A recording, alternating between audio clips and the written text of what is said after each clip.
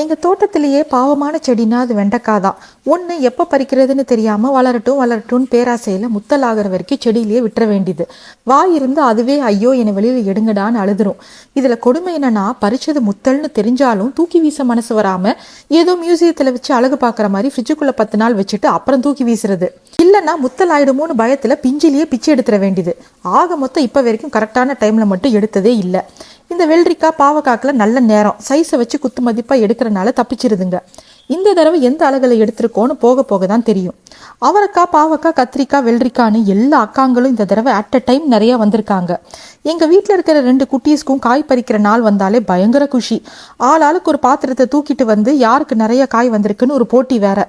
என்னோட வேலை எல்லாத்தையும் கழுவி க்ளீன் பண்ணி தொடச்சி பாக்கெட் போட்டு வச்சு பொரியல் பண்ணலாமா குழம்பு வைக்கலாமான்னு யோசிச்சு குழப்பிக்கிறது தான். இந்த தடவை ஸ்பெஷல் ஐட்டம் இந்த ப்ளீச் போட்ட மாதிரி இருக்கிற பாவக்காய் தான். ஃபர்ஸ்ட் டைம் இப்படி ஒரு கலரில் பார்க்குறேன். வெட்டி பார்த்தா தான் தெரியும் உள்ள என்ன நிலைமைன்னு. முத்தல் மாதிரி இந்த வெண்டைக்காய்க்கு தனி பேக்கெட் போட்டாச்சு. தூக்கி வீச வசதியாக இருக்கும்ல.